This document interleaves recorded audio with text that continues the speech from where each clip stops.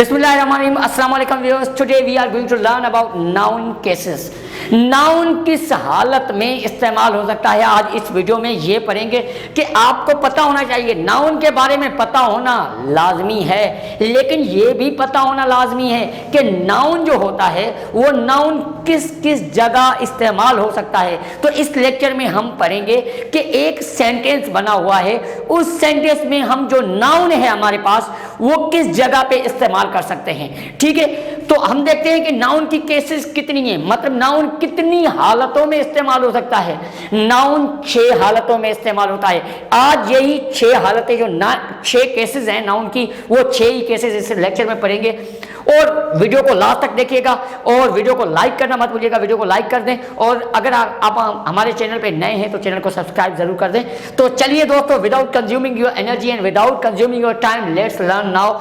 सबसे पहले जो केस आती है उसे कहा जाता है सब्जेक्टिव या नॉमिनेटिव केस।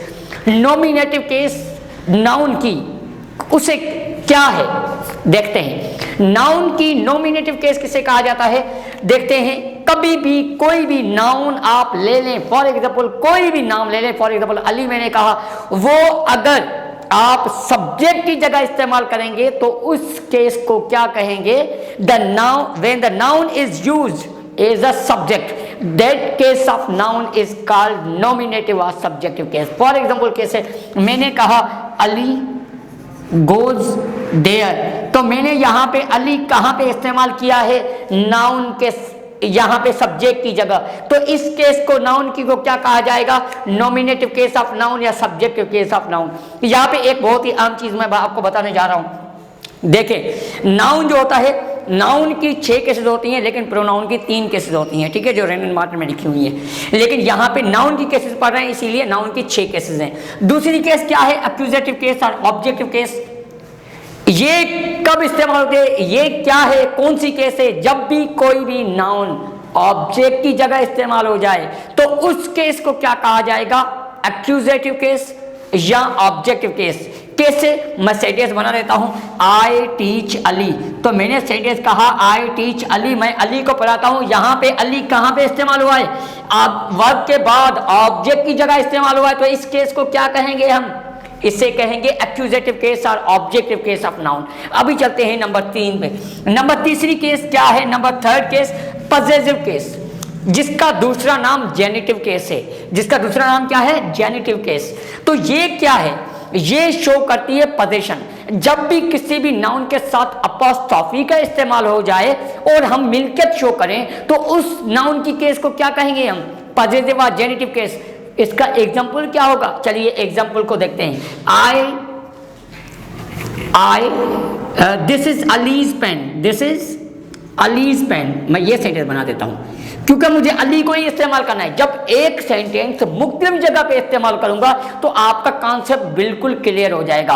आपको पता चलेगा कि इस सेंटेंस में देखें, अली स्टार्ट में आया है तो सब्जेक्टिव केस, इसमें लास्ट में आया है इसे एक्यूजेटिव केस। यहाँ पे क्या है, अलीज पेन, अली की पेन, तो यहाँ पे मैं अली की मिल्कियत बता रहा हूँ। तो इस केस को क्या कहा जाएगा, पॉजिटिव और जेनिटिव केस।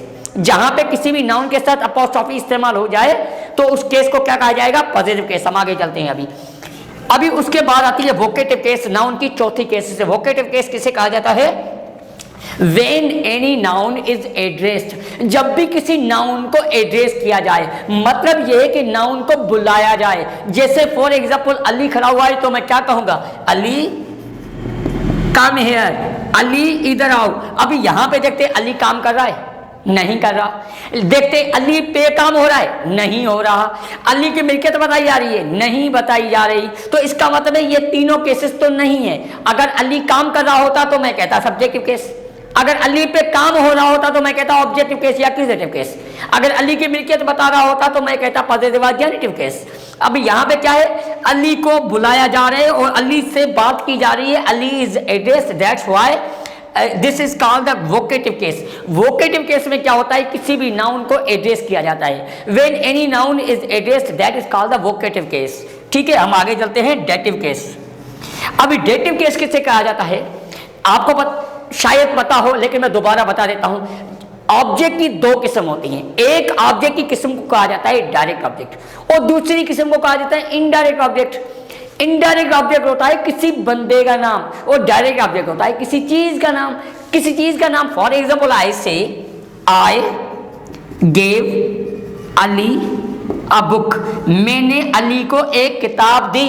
अभी यहाँ पे देखें, ये सब्जेक्ट हुआ हमारे पास, ये हुआ वर्ब, उसके बाद अली क्या है, ऑब्जेक्ट है, और ये अ बुक भी क्या है, ऑब्जेक्ट है। तो इस सेंटेंस में क्या हो गए, दो ऑब्जेक्ट्स। तो ये दो ऑब्जेक्ट जब हो गए तो इनमें से एक ऑब्जेक्ट है डायरेक्ट ऑब्जेक्ट और दूसरा ऑब्जेक्ट है इनडायरेक्ट ऑब्जेक्ट। तो हमें पता कैसे चले कि डायरेक्ट ऑब्जेक्ट क्या है, कौन सा है, और इनडायरेक्ट ऑब्जेक्ट कौन सा है। हाँ, इसकी ट्रिक बता देता हूं। जो डायरेक्ट ऑब्जेक्ट होता है वो हमेशा किसी चीज का नाम होता है। अभी इसमें देखें, चीज का नाम क्या है, अ बुक। अ बुक को क्या कहेंगे, डायरेक्ट ऑब्जेक्ट, लेकिन अली को क्या कहेंगे फिर, इनडायरेक्ट ऑब्जेक्ट। तो हमें पता चला कि इनडायरेक्ट ऑब्जेक्ट किसी बंदे का नाम होता है। Indirect object is the name of somebody and direct object is the name of something. तो जब भी कोई भी noun as an indirect object इस्तेमाल हो, क्या कहा मैंने, इनडायरेक्ट ऑब्जेक्ट की जगह कोई भी नाउन इस्तेमाल हो जाए तो इस केस को, नाउन की को क्या कहा जाएगा, डेटिव केस ऑफ नाउन। हम आगे चलते हैं। अभी लास्ट केस जो है हमारी, उसे कहा जाता है एबिलेटिव केस ऑफ नाउन। नाउन की एबिलेटिव केस। एबिलेटिव केस किसे कहा जाता है, चले बता देता हूं ये भी।